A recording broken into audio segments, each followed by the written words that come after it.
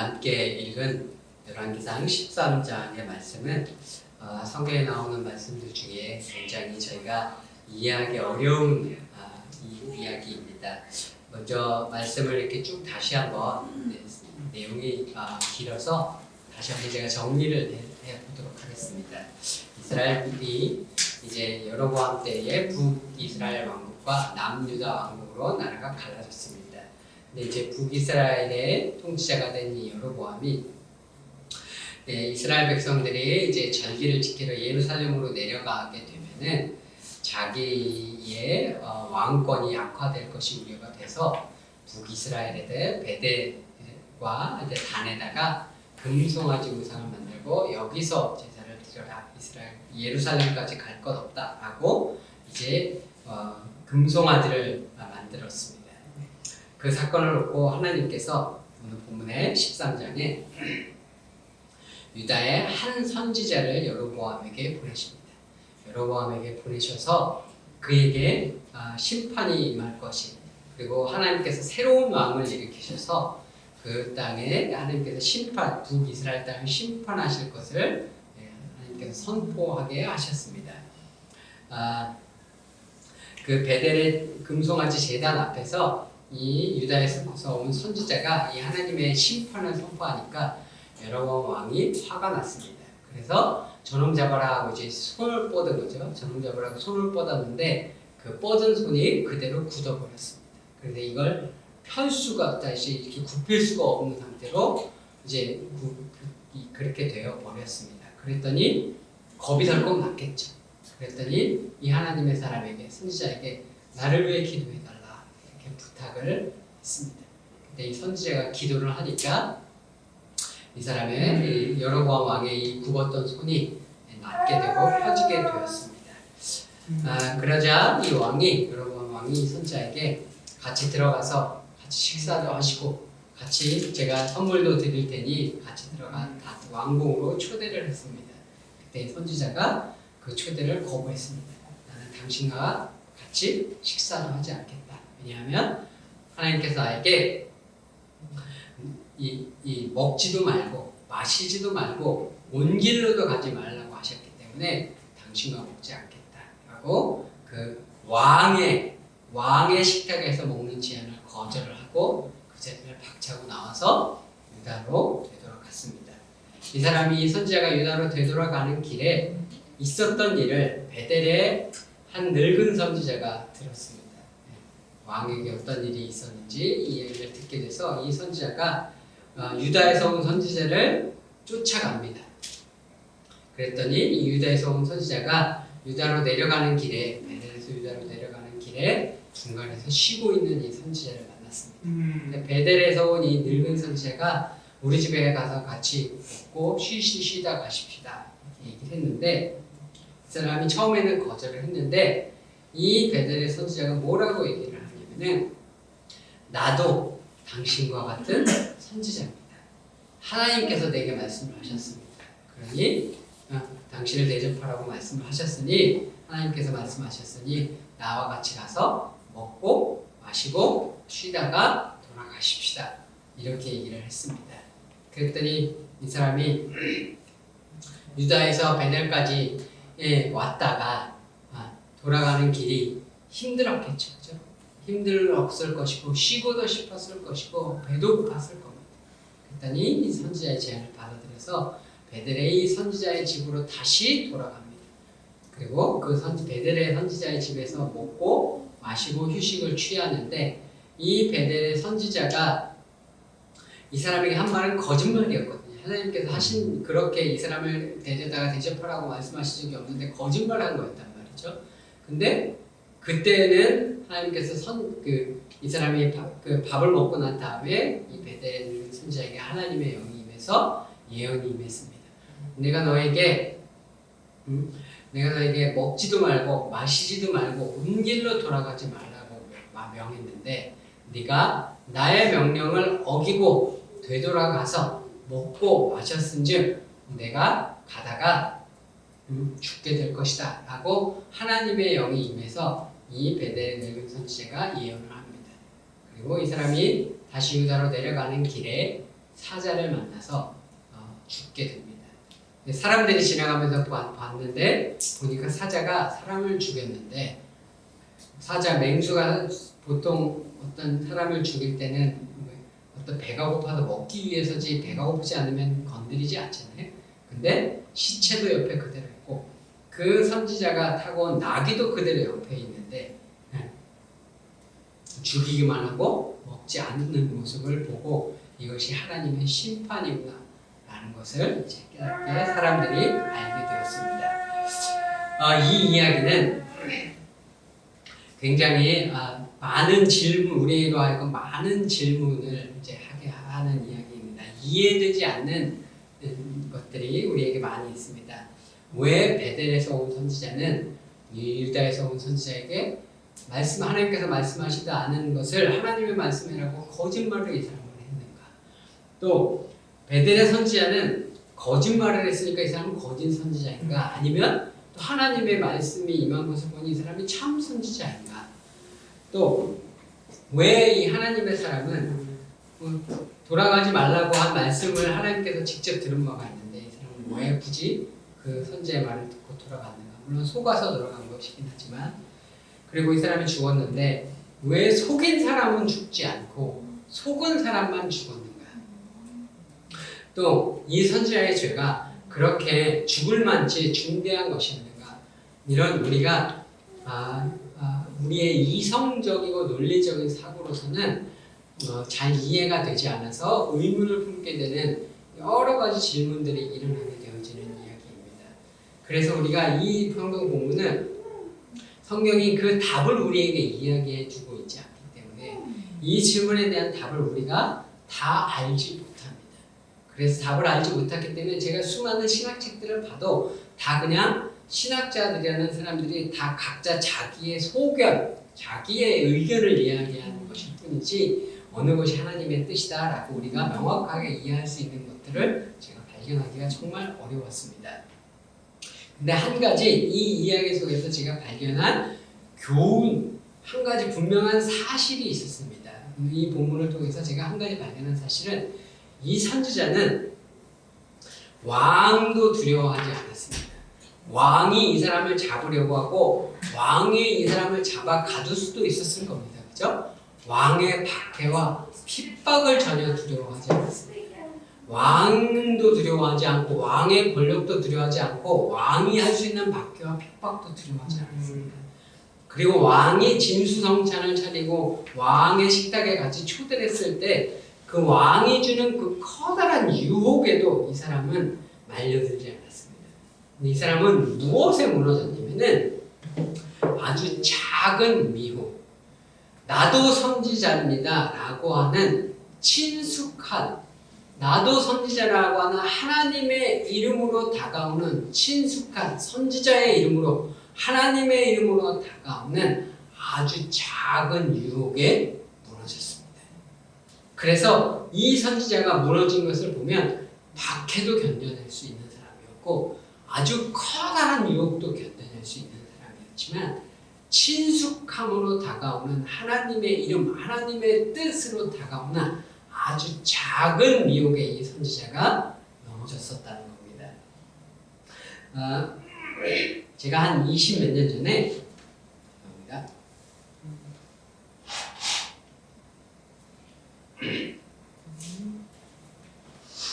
한 25, 6년 전쯤, 한 27, 8년쯤 되는 것 같습니다. 공산주의 시절에 루마니아에서 감옥에 갇혔던 한 목사님의 간증을 제가 직접 그분의 간증을 들은 적이 있습니다. 현장에서. 근데 이분이 뭐라고 얘기를 하시냐면 자기가 감옥에 있을 때 얼마나 이제 힘들었는지를 이렇게 얘기를 하시는데 이분이 이제 감옥에서 취조를 받다가 보면 이제 구타를 굉장히 많이 당했답니다. 고문을 당하고 구타를 당하니까 막 피투성이가 돼서 막 피를 토하고 막 이제 맞을 때 그랬다고 그래요. 그러면은 자기가 막 나중에는 자기가 취조를 당하는 현장에서 막 피투성이가 된 현장을 그래서 그 경찰들이 걸레 주면서 네가 다 닦아라 이러면서 나간대요. 그러면은 걸레를 가지고 그 피투성이가 된 걸 자기가 흘린 피를 자기가 물을 붓고 이렇게 닦는데 그걸 닦다가도 막 이제 피를 토하고 막 그랬대. 그걸 피를 바닥에는 피를 닦으면서 또 피를 토하고 그걸 또 닦고 막 이랬다는 거예요. 그렇게 자기가 박해를 당했는데 그거는 견딜 수가 있더래요. 자기가 그거는 견뎠는데 그것보다 조금 더 힘든 게 뭐였냐면은 어떤 날은 또 취조를 하러 가면 또 고문을 당하겠구나, 또 구타를 당하겠구나 하고 갔더니 진수성찬이 이렇게 쫙 이렇게 펼쳐져 있더래요. 배도 고프고 몸도 많이 상해 있고 그런데 진수성찬을 펼쳐놓고 이거 드시라고, 이거 드시라고 하면서, 이거 드시라고 하면서 여기다 사인 하나만 하면 되는데, 뭐가 그렇게 어렵냐고. 그러는 게 정말 더 훨씬 더 어렵더래요. 그래도 그것까지는 자기가 버틸 수가 있었대요. 근데 자기가 정말 버티기 힘든 건 뭐냐면은 어느 날 딱 갔는데 자기 아들의 사진을 딱 보여주더라는 거예요. 자기 아들의 사진을 봤는데 어느 길거리에서 허름한 옷을 입고 무슨 사진인지 봤더니 쓰레기통을 뒤지고 있는 사진이었다는 거예요. 자기 아들이 자기가 붙잡혀 들어가고 나서 자기 가족이 어떻게 되는지 모르는 거예요. 자기 아내하고 아들이 하나 있는데 아내도 어떻게 되는지 모르고 아들도 어떻게 되는지 모르는 상태였는데 자기 아내도 붙잡혀 간 거예요. 그러니까 아이가 고아가 된 거죠. 돌볼 수 있는 사람이 아무도 없으니까 아이가, 그리고 공산주의 사회에서는 이 동정을 베풀면, 불쌍한 사람들한테 동정을 베풀면 안 된다고 하더라고요. 왜냐하면 이건 국가에 대해 반역을 한 사람을 갖다가 이 동정을 베푼다는 건 나도 국가의 반역에 동참하는 거라서 도와주면 안 된다고 하더라고요. 이런 사람들을. 그러니까 이 아이가 먹고 살 방법이 없잖아요. 부모는 둘 다 끌려갔고. 그러니까 이 아이가 쓰레기통을 뒤지고 있는 거, 먹을 것이 없으니까. 그러니까 그 사진을 찍어서 자기한테 이렇게 딱 보여주는 거예요. 그러면서 이게 지금 당신 아들의 현실이다. 응? 당신 이 애를 어떻게 할 거냐. 애는 건설을 해야 되지 않냐. 당신 아버지의 역할을 해야 되지 않느냐. 응? 당신 여기다 사인해가지고 가서 목회해라. 그리고 교단장, 우리가 교단장도 시켜줄 테니 교단장도 해라. 다 좋은데 다 하다가 가끔씩 정부에서 이런 것 좀 정부에서 하는 거 옳다고 얘기해달라고 하면 그때 가끔씩 한 번씩 교회에서 그런 얘기만 해주면 되는데 뭐 그게 뭐 그렇게 어렵냐.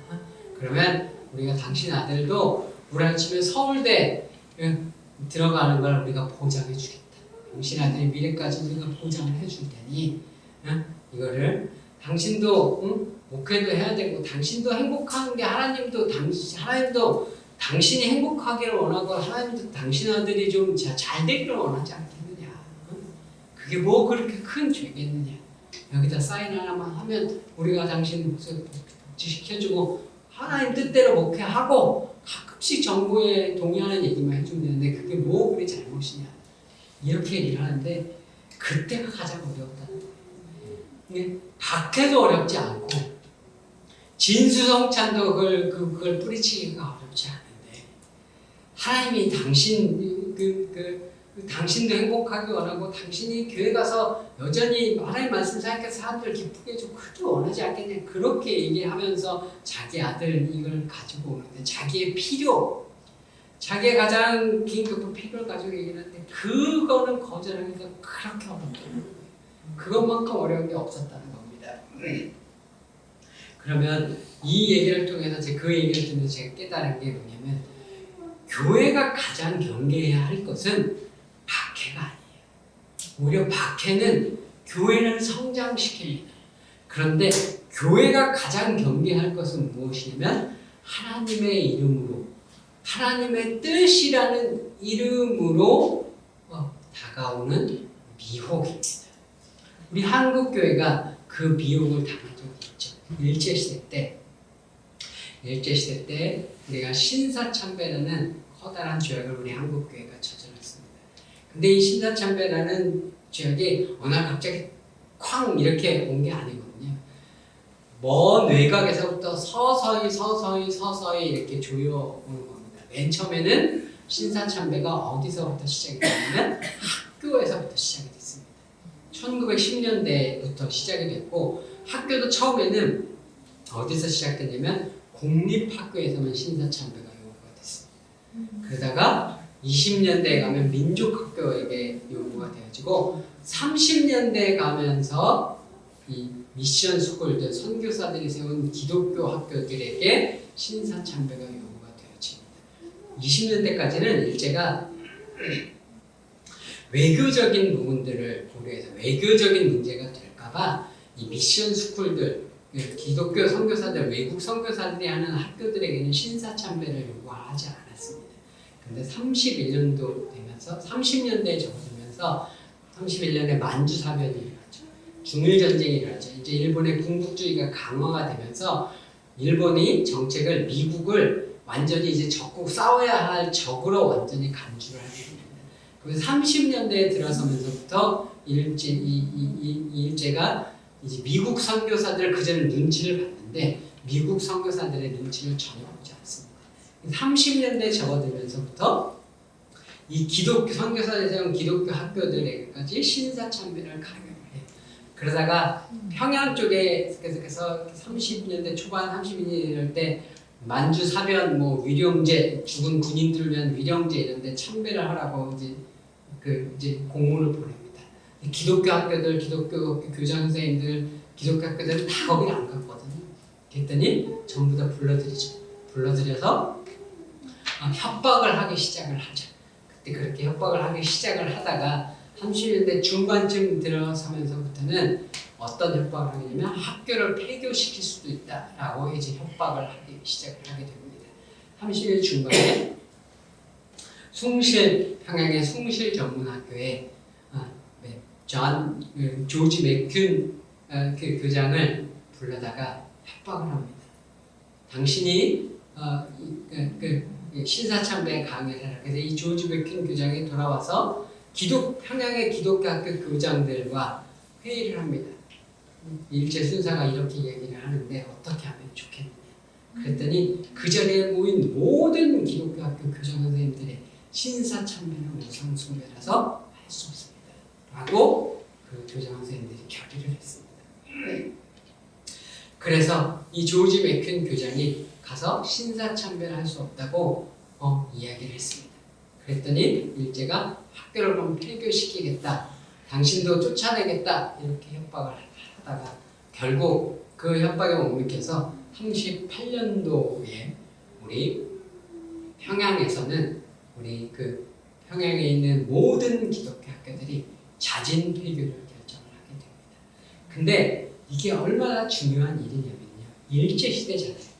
일제시대 이 암흑시대에 한국이란 나라의 유일한 소망이 뭐예요? 젊은 애들을 키워서 이 사람들을 양육을 해서 그것도 기독교 정신으로 양육을 해서 이들이 민족의 지도자가 돼서 나라의 독립을 찾는 것이 우리의 유일한 소망이고 기대란 말이에요. 그죠?